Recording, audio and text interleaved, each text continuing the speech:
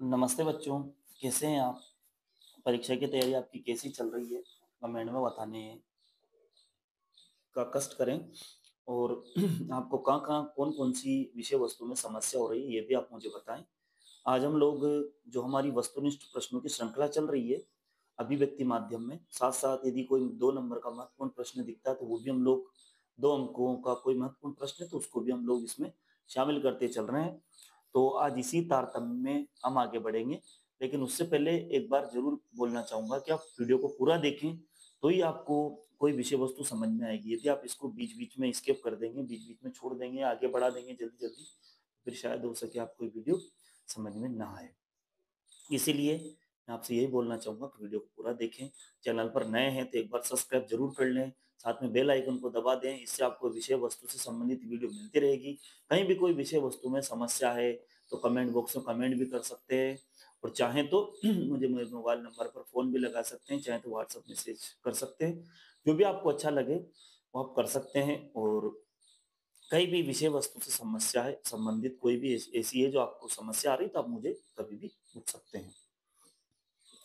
तो आज हम लोग विषय वस्तु की इसी श्रृंखला में इकाई 2 है सृजनात्मक लेखन। तो कैसे बनती है कविता, नाटक लिखने का व्याकरण, इन विषय वस्तु पर चर्चा करेंगे। तो इनमें ज़्यादा प्रश्न नहीं बनते हैं, छोटे-छोटे प्रश्न बन रहे थे।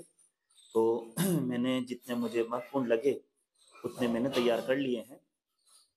तो चलते हैं हम लोग इन प्रश्नों की ओर और इनमें क्या-क्या विशिष्ट वस्तु है, उसको ध्यान रखेंगे।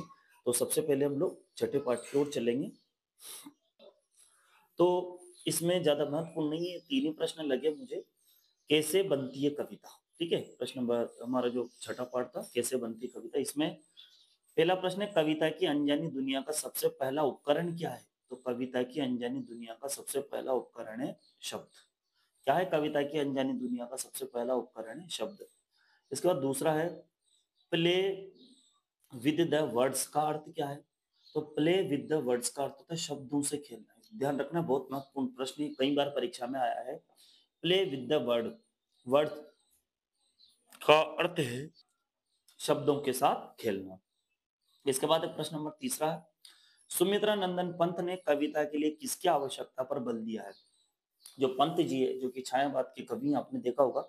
छायावाद के 4 आधार स्तंभ है, प्रसाद, पंत, निराला और महादेव वर्मा। तो पंत को हम लोग प्रकृति प्रेमी भी कहते हैं। इनकी कविताओं में प्रकृति का बहुत अच्छा चित्रण हमें मिला है। तो वो कहते हैं कि कविता के लिए किसकी आवश्यकता होती है? किसकी आवश्यकता पर बल दिया? चित्र भाषा, मतलब कविता ऐसा लिखें कि सामने हमारे चित्र भी चलता रहे। और आपने देखा होगा कि पंत क्या अधिकांश कविताओं में चित्र भाषा है ना, बिंब का प्रयोग किया गया है। ठीक है? आगे चलते हम लोग। इसी तारतम्य में हमारा 7वां पाठ है, नाटक लिखने का व्याकरण। तो इसमें भी जो मुझे महत्वपूर्ण प्रश्न लगे हैं, वो मैंने आपके सामने रखा है। ये आप देख सकते हैं, इसमें भी है ये, है ना? नाटक लिखने का व्याकरण, इसके बाद फिर कैसे लिखे कहानी, ठीक है? फिर ये 11वीं के आ गए, हमें केवल 3 पाठ तैयार करने हैं, तो अभी हम लोग ये कर रहे हैं 7वां, नाटक लिखने का व्याकरण। तो इसमें जो महत्वपूर्ण प्रश्न मुझे लगे, वो मैं आपके सामने रख देता हूँ। तो नाटक लिखने का सबसे ज़रूरी और सशक्त माध्यम क्या है? तो संवाद। ठीक है? आपको मैं बता देता हूँ कि नाटक लिखने का जो नाटक का सबसे ज़रूरी और सशक्त माध्यम क्या होता है? तो ज़रूरी और सशक्त माध्यम होता है दोस्तों, क्या होता है? संवाद। ध्यान रखेंगे इस बात का कि ये बहुत महत्वपूर्ण प्रश्न है और परीक्षा की दृष्टि से भी महत्वपूर्ण है। तो हमें ध्यान रखना है कि नाटक का सबसे ज़रूरी और सशक्त माध्यम है संवाद। जो भी उसमें संवाद होते हैं, वो सबसे सशक्त होता है और सबसे ज़रूरी माध्यम होता है। इसके बाद प्रश्न नंबर दूसरा है, अनकहे और अनलिखे संवादों को अंग्रेजी में कहा जाता है। कई बार ऐसा होता है कि ऐसे संवाद जो कि अनकहे होते हैं और अनलिखे होते हैं, फिर भी वो संवाद हो जाते हैं। जैसे कई बार विचार होते हैं, तो अनकहे और अनलिखे संवादों को अंग्रेजी में क्या कहा जाता है? तो अनकहे और अनलिखे संवादों को अंग्रेजी में कहा जाता है सब टेक्स्ट। ध्यान रखेंगे, क्या कहा जाता है? सब टेक्स्ट। इस बात का ध्यान रखेंगे ताकि हमारे द्वारा कोई गड़बड़ी ना हो, है ना? इसके बाद फिर प्रश्न नंबर तीसरा है, नाटक लिखते समय, है ना? तो नाटक लिखते समय क्या है, नाटक लिखते समय नाटककार को नाटक की कौन सी मूल विशेषता का ध्यान रखना होता है। तो कौन सी मूल विशेषता है नाटक की, जो नाटक लिखते समय नाटककार को ध्यान रखना पड़ता है, वो है समय का बंधन। इस बात का ध्यान रखेंगे कि नाटक लिखते समय नाटककार को नाटक की कौन सी मूल विशेषता का ध्यान रखना होता है, वो है समय का बंधन। इसके अलावा नाटक में कितने अंक होते हैं, तो वैसे तो हम लोगों ने एकांकी में ही सुना होगा, आपने एकांकी में एक अंक होता है, नाटक में अनेक अंक होते हैं। लेकिन फिर भी हमारी जो ये पुस्तक है अभिव्यक्ति माध्यम, इसमें यहाँ बताया गया है कि नाटक में 3 अंक होते हैं और इसी के आधार पर मैंने प्रश्न बना दिया है। कभी परीक्षा में पूछ ले तो वैसे तो हम लोग यही पढ़ते आ रहे हैं अभी तक, एकांकी में 1 अंक होता है, नाटक में अनेक अंक होते हैं। लेकिन यहाँ बताया गया है कि नाटक में 3 अंक होते हैं, ठीक है? तो यहाँ पर जो बताया गया है ये है कि नाटक में 3 अंक होते हैं और इसमें हर एक अंक की जो अवधि होती है वो 48 मिनट की होती है। ये भी हमने यहाँ पर प्रश्न को मेंशन किया है। ये देखते हैं आगे। तो नाटक में प्रत्येक अंक की अवधि कम से कम कितनी होनी चाहिए, तो 48 मिनट की। ध्यान रखेंगे, इस बात का ध्यान रखेंगे कि नाटक में प्रत्येक अंक की अवधि कम से कम कितनी होनी चाहिए, तो कम से कम 48 मिनट की होनी चाहिए। प्रश्न नंबर 6 है, आमतौर पर रेडियो नाटक की अवधि कितनी होनी चाहिए, तो 15 से 20 मिनट 30 मिनट। देखो ये प्रश्न कई बार कंफ्यूजन करता है ना, कई बार बच्चे इसमें परेशान हो जाते हैं, कई बार जो कॉपी चेक करने वाले हैं उनमें भी कई बार ऐसी समस्या आ जाती है कि हम लोगों को समस्या होती है कि इसमें कौन सा उत्तर सही होगा। तो थोड़ा सा आप इसको प्रश्न को ध्यान से देखेंगे तो उत्तर अपने आप समझ में आएगा। यहाँ लिखा है नाटक की प्रत्येक अंक की अवधि, नाटक की में प्रत्येक अंक की अवधि कम से कम कितनी होनी चाहिए, 48 मिनट की। यानी 3 अंक होते हैं और हर अंक की अवधि जो है वो 48 मिनट की होनी चाहिए, ठीक है? कम से कम 48 मिनट की होनी चाहिए। तो ये नाटक के लिए कहा गया और यहाँ पर रेडियो नाटक के लिए कहा गया। ध्यान रखिए, नाटक है, रेडियो नाटक है। तो नाटक के लिए प्रत्येक अंक की अवधि 48 मिनट की होनी चाहिए और आमतौर पर जो रेडियो नाटक है, पूरा ही नाटक, यहाँ एक अंक नहीं है, पूरा नाटक जो है उसकी अवधि कितनी होती है, तो 15 मिनट से 30 मिनट। ध्यान रखेंगे ये अंतर है, थोड़ा सा बारीक अंतर है। नाटक में 3 अंक होते हैं और तीनों अंकों में प्रत्येक अंक की जो अवधि है वो कम से कम 48 मिनट की होनी चाहिए। लेकिन जो रेडियो नाटक है उसकी अवधि जो है वो 15 मिनट से 30 मिनट की होनी चाहिए। तो ये जो छोटी छोटी बातें हैं इसमें बहुत ही हम लोग कई बार कंफ्यूज हो जाते हैं। तो इसमें कौन कौन सा है, तो समय, इसमें क्या क्या विषय वस्तु और भी है।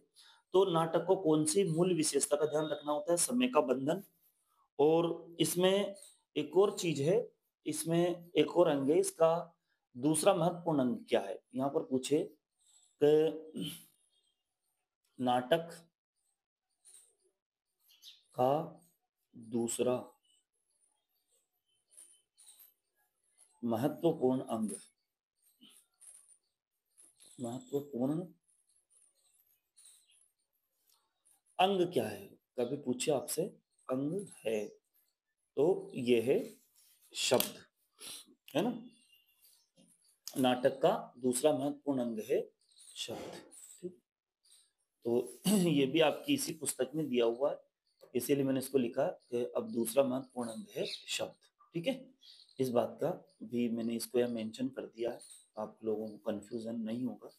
तो इसमें मुझे इतने ही महत्वपूर्ण प्रश्न लगे और इसीलिए मैंने इतने ही इसमें आपको दिए हैं, है ना? इसके अलावा एक और विषय वस्तु, हम एक और बात और लिख सकते हैं यहाँ पर, नाटककार के लिए क्या जरूरी होता है, तो मैं थोड़ा सा एक और लिख देता हूँ। नाटककार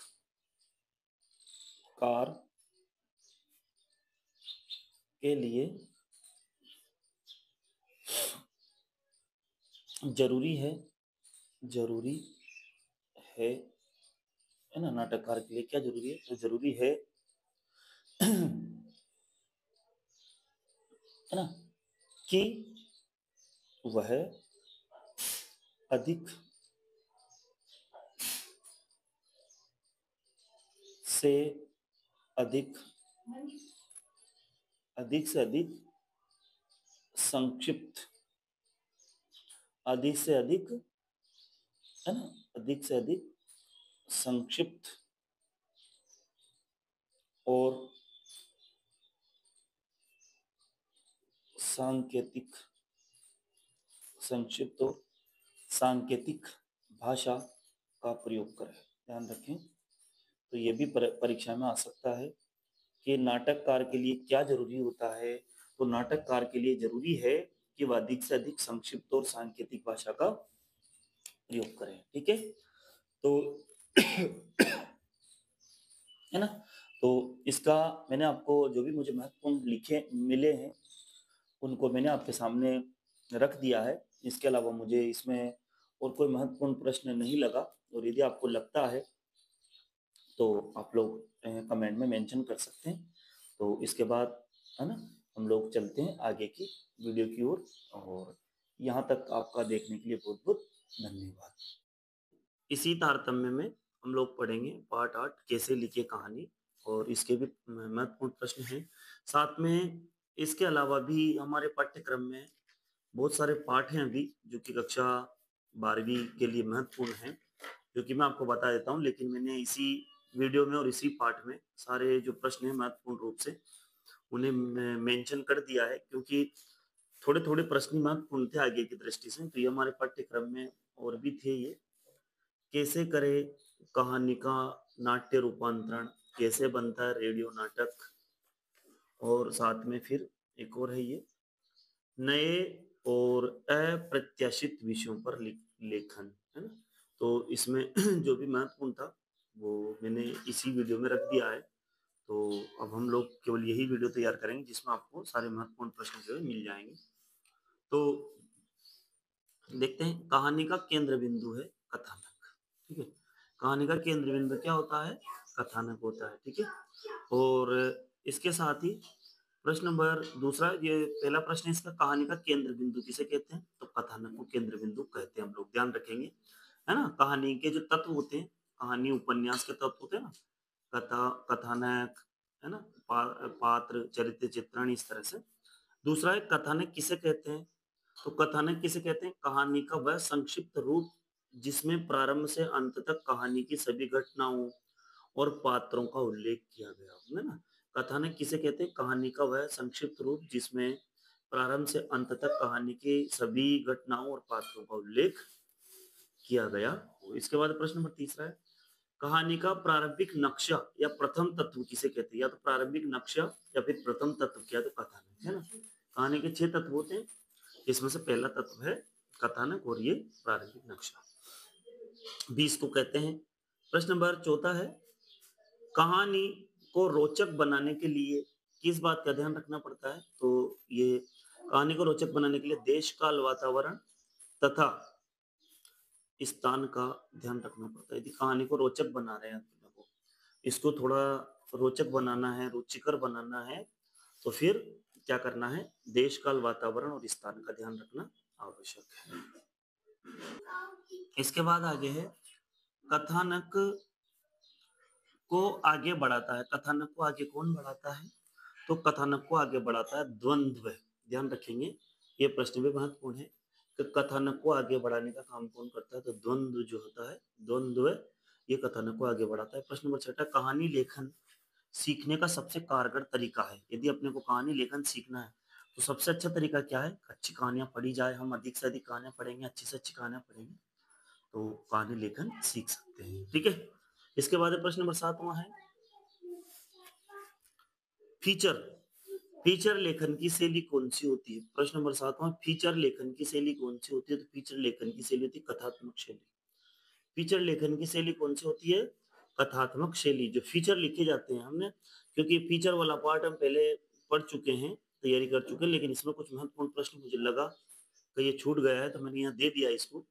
फीचर लेखन की जो शैली होती है वो कौन सी होती है? कथात्मक, यानी कहानी की तरह शैली होती है। प्रश्न नंबर 8वां, साहित्य की कौन सी विधा नाटक के सबसे अधिक निकट होती है? तो साहित्य की कौन सी विधा ऐसी है जो नाटक के सबसे अधिक निकट होती है? तो होती है कविता। ठीक है, ध्यान रखेंगे इस बात को, है ना? तो कविता ही नाटक के सबसे अधिक निकट होती है और एक अच्छा कवि जो है वो एक अच्छा नाटककार हो सकता है। इस बात का ध्यान रखेंगे कि एक अच्छा कवि जो है वो बहुत अच्छा नाटककार भी हो सकता है। इस बात का भी हम लोग ध्यान रखेंगे। तो आगे देखते हैं हम लोग। तो साहित्य की कौन सी विधा नाटक के अधिक निकट होती है? तो कविता। ठीक है, ध्यान रखेंगे इस बात का। प्रश्न नंबर, पंचतंत्र में किस प्रकार की कहानियां लिखी गई है? पंचतंत्र में, जो पंचतंत्र जो है उसमें कहानियां जो है वो कैसी लिखी गई है? तो शिक्षाप्रद, है ना, शिक्षाप्रद जो है वो कहानियां पंचतंत्र में लिखी गई है। ध्यान रखेंगे हम लोग इस बात का। प्रश्न नंबर 10वां है, दृश्य का क्रमिक विकास किसकी सहायता से होता है? दृश्य का जब क्रमिक विकास है, नाटक के अंदर दृश्य का क्रमिक विकास, जो दृश्य दिखाए जा रहे हैं वो क्रम से आगे बढ़ते हैं, तो किसकी सहायता से होता है? तो संवाद की सहायता से। तो प्रश्न नंबर 10वां है, दृश्य का क्रमिक विकास किसकी सहायता से होता है? तो वो संवाद की सहायता से होता है। आगे देखते हैं। रेडियो नाटकों में पात्रों की पहचान किसके माध्यम से होती है? जो रेडियो नाटक है उनमें, अब रेडियो नाटक है उसमें दिखता तो है ही नहीं कि पात्र, क्योंकि वो तो श्रव्य काव्य है, दृश्य तो है ही नहीं। फिर पात्रों की पहचान कैसे होगी? तो ध्वनि एवं संवादों से। तो ध्वनि व या फिर एवं या ध्वनि और संवादों से। ठीक है, तो ध्वनि व संवादों से। तो ध्वनि से जो बोलेंगे आवाज उनके संवाद होगी, उससे पता चलेगा पात्र महिला है, पुरुष है, या कोई जानवर है, या जो भी है, मतलब उसमें पात्रों का पता अपने को ध्वनि और संवाद से ही पता चलता है। प्रश्न नंबर 12वां, समाचार के अंतर्गत किसी घटना का नवीनतम और महत्वपूर्ण पहलू क्या होता है? जब समाचार बोलेंगे पूरा, तो उसके अंदर किसी घटना का, समाचार के अंतर्गत किसी घटना का नवीनतम और महत्वपूर्ण, है ना? महत्वपूर्ण पहलू क्या है? तो महत्वपूर्ण पहलू क्या है दोस्तों? क्लाइमैक्स, है ना, जो उसका जो क्लाइमैक्स होता है वही महत्वपूर्ण पहलू होता है। आगे देखते हैं। कहानी मानव मन की किन वृत्तियों को शांत करती है? हम पढ़ रहे हैं ना कैसे लिखे कहानी, ये पढ़ रहे हैं ना हम लोग अभी, कैसे लिखे कहानी, तो इसी में ही है ये, है ना। कहानी मानव मन की किन वृत्तियों को शांत करती है? कौन सी वृत्तियों को, मानव मन की कौन सी वृत्तियों को शांत करती है? जिज्ञासा और उत्सुकता को। जो कहानी है वो मानव मन की जिज्ञासा को और उत्सुकता को शांत करती है। आपने देखा हो जब हम कहानी पढ़ते हैं तो हमें बहुत जिज्ञासा जगती है, उत्सुकता जगती है, और फिर वो हमारी उत्सुकता और जिज्ञासा को शांत करने का प्रयास करती है। प्रश्न नंबर 14 है, विद्यार्थियों को अभिव्यक्ति कौशल कैसे प्राप्त होगा? जब विद्यार्थी, हमने ये अभिव्यक्ति माध्यम पढ़ रहे हैं, तो ये बहुत महत्वपूर्ण प्रश्न मुझे लगा, तो मैंने कहा आपको बताना चाहिए इसके बारे में। तो विद्यार्थियों को अभिव्यक्ति कौशल कैसे प्राप्त होगा? नया सोचने और नया लिखने से। अभिव्यक्ति कौशल कैसे प्राप्त होगा? जब बच्चा नया सोचेंगे और नया लिखेंगे तो उन्हें अभिव्यक्ति कौशल प्राप्त होगा। तो बच्चों को नया सोचने और नया लिखने से क्या प्राप्त होता है? अभिव्यक्ति कौशल प्राप्त होता है। आगे देखते हैं। कारोबार और व्यापार से संबंधित खबर का संबंध किससे होता है? कारोबार और व्यापार से संबंधित जो खबर है उसका संबंध किससे होता है? आर्थिक, है ना। खेल से संबंधित खबर तो खेल से संबंध होगा, समाज से तो सामाजिक, है ना। इस तरह से हम लोग ध्यान रखेंगे, कारोबार और व्यापार से संबंधित खबर जो है उसका संबंध होता है आर्थिक। ठीक है, और इन्हीं के कुछ शब्द भी होते हैं, उन पर भी हम चर्चा करेंगे। प्रश्न नंबर 16वां, फीचर लेखन की शैली कैसी होती है? जब फीचर लिखा जाता है तो उसकी शैली कैसी होती है ना। पहले हमने पढ़ा था कौन सी होती है, तो यहाँ पर हमने पढ़ा था कौन सी होती है, तो कथात्मक शैली होती है। ठीक है, ये तो पढ़ लिया हमने। लेकिन फीचर लेखन की शैली कैसी है? तो अनिश्चित, इसकी शैली कोई निश्चित नहीं होती, और आवश्यक नहीं कि इसके उल्टा पिरामिड शैली में लिखा जाए, कैसे भी फीचर को लिखा जा सकता है। आगे देखते हैं। प्रश्न नंबर 17वां है, समाचार लेखन के उल्टा पिरामिड शैली का विकास कब हुआ? अभी हमने उल्टा पिरामिड शैली के बारे में चर्चा की थी। तो उल्टा पिरामिड शैली जो है ना, उसका विकास जो है वो कब हुआ? तो विकास, ये इसका उत्तर या तो 19वीं सदी में हुआ, कब हुआ तो, और या फिर अमेरिका के गृह युद्ध के दौरान। ठीक है, ये दो उत्तर है इसके, तो अब दोनों में से या दोनों भी लिख सकते हैं और चाहे तो एक भी लिख सकते हैं। का 19वीं सदी में अमेरिका में गृह युद्ध के दौरान, ये सब लिख सकते हैं आप लोग, है ना? समाचार लेखन की उल्टा पिरामिड शैली का विकास कब हुआ? तो अमेरिका में गृह युद्ध के दौरान या फिर 19वीं सदी में, या दोनों साथ लिख सकते हैं। 19वीं सदी में अमेरिका के में गृह युद्ध के दौरान। इसके बाद प्रश्न नंबर 18वां है, अखबारों और पत्रिकाओं में कितने शब्दों तक के फीचर छपते हैं? फीचर छापा गया है, तो अखबार और पत्रिका में कितने शब्दों तक के फीचर छपते हैं? तो अखबार और पत्रिकाओं में 250 से लेकर के, है ना, 250 से लेकर के 2000 तक शब्दों तक छपा जाता है। तो अखबार और पत्रिकाओं में जो फीचर छपेंगे, तो 250 से लेकर के 200 शब्दों तक फीचर को छापा जाता है। ध्यान रखेंगे इस बात का। तो ये हमारे जितने भी महत्वपूर्ण प्रश्न थे, मैंने आपके सामने रखे। इसके अलावा भी यदि आपको कोई महत्वपूर्ण प्रश्न लगता है तो आप मुझे बता सकते हैं, है ना? मैं प्रयास करूँगा कि आपकी सहायता में अच्छे से अच्छे कर सकूँ। और ये वीडियो आप जो देखते हैं इसके लिए धन्यवाद। अधिक से अधिक अपने मित्रों तक इसको पहुँचाने का प्रयास करें। और मेरे अनुसार तो इसी के साथ में अभिव्यक्ति माध्यम भी हमारी पूरी होती है।